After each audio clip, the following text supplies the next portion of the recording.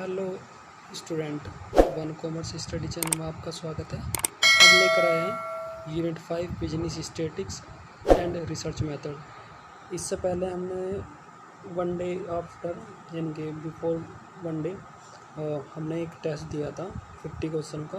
तो उसमें हमने सिर्फ क्वेश्चन डिस्कस करे थे, उनके आंसर नहीं बताए थे। तो अब हम उनके आंसर और क्वेश्चन दोनों करेंगे MCQ 50। तो आइए देखते हैं, नो टाइम वेस्ट। और आइए देखते हैं, हमारा फर्स्ट क्वेश्चन था दो schedules help us in collecting. तो शेड्यूल किस में हेल्प करते हैं हमारे कलेक्टिंग में? प्राइमरी डाटा में। और सेकंड है for 3:2 contingency table the degree of freedom for testing the hypothesis. तो इसका आंसर रहेगा 6।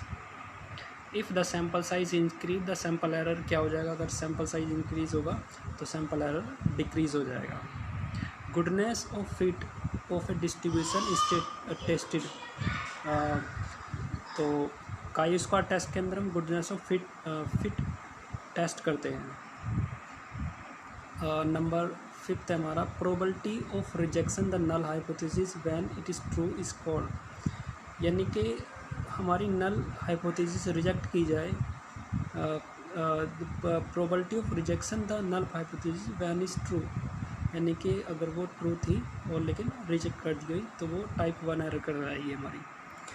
नंबर 6 है which test we normally apply for the qualitative data.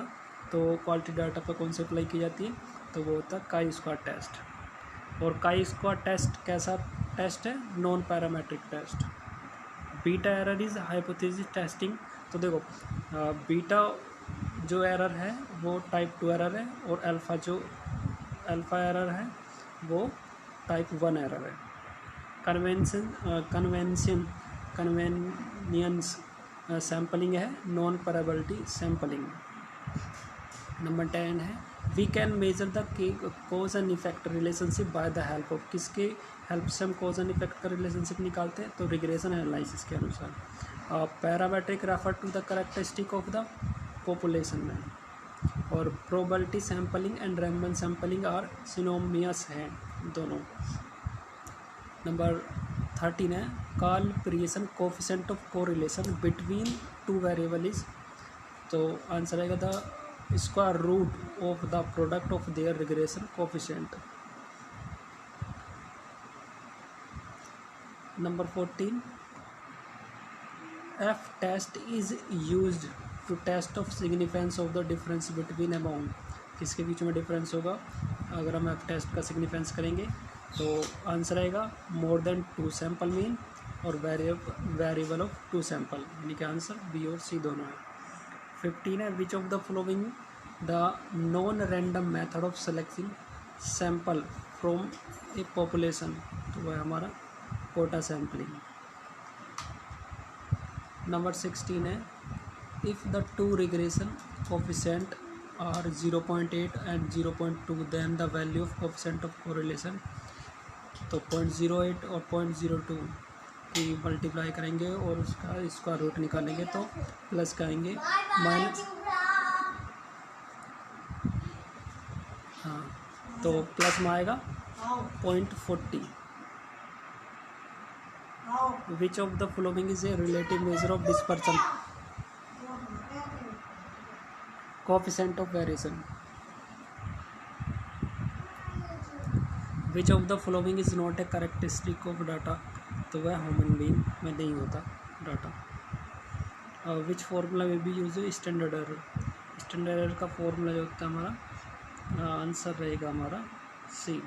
Standard error 1 minus are का square upon √n। The value of calibration coefficient of correlation can भी क्या हो सकते हैं? प्लस माइनस 1 हो सकते हैं, या तो प्लस के 1 या माइनस के 1। इसका ऑप्शन ए राइट आंसर है। Which of the following is not a major of dispersion. तो कौन सा मेजर नहीं है डिस्पर्सन का? Skewness.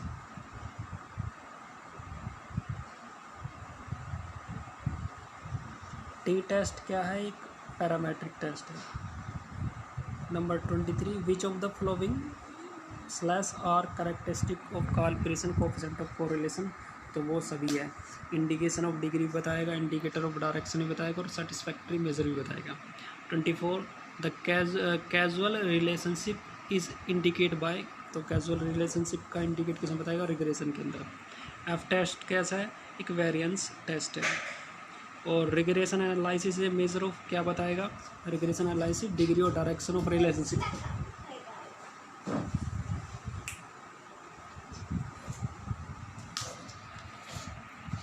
Twenty seven if B X Y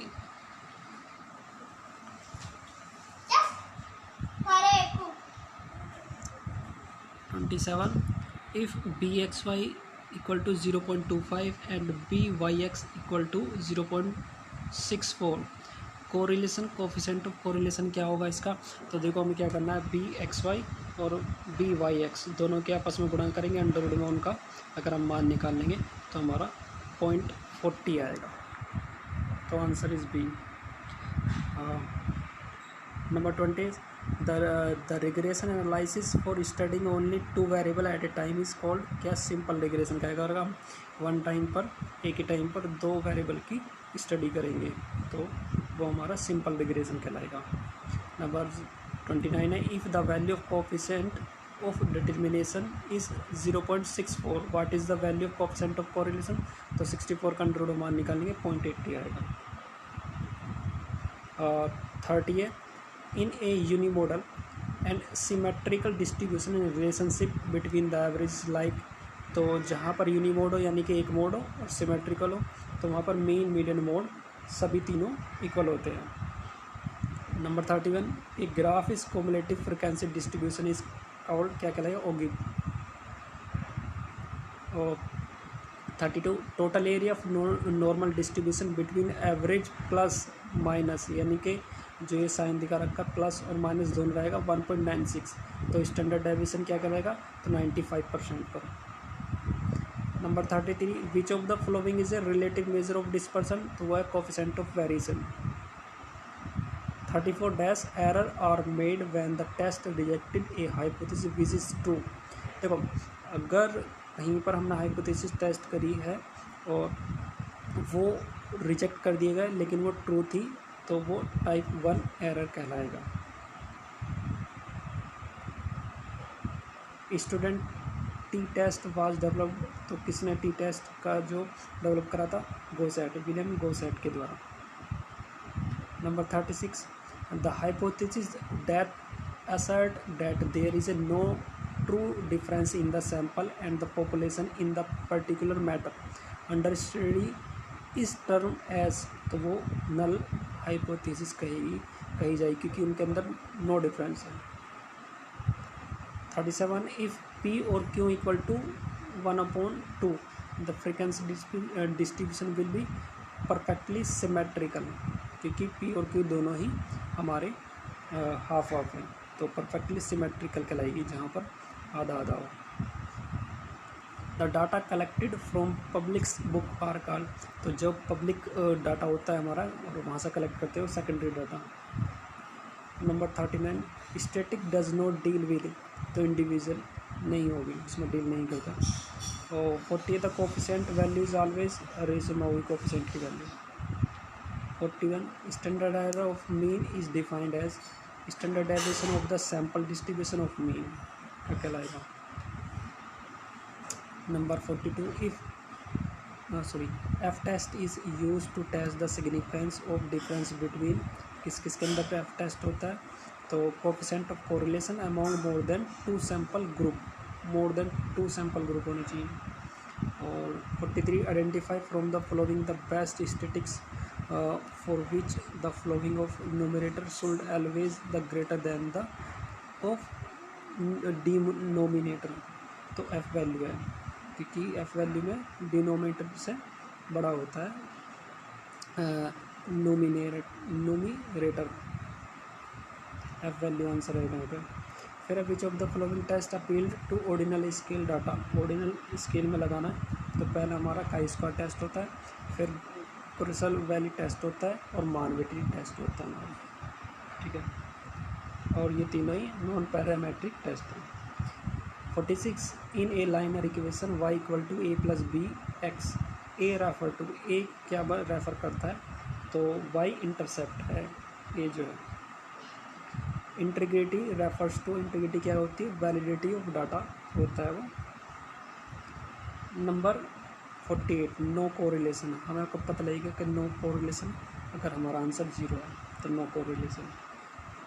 49 the device through which the functional relationship in studied and forecasting in bed call regression कहलाएगा।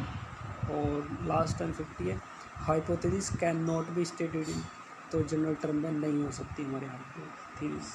तो thank you for watching this video, like and subscribe बने।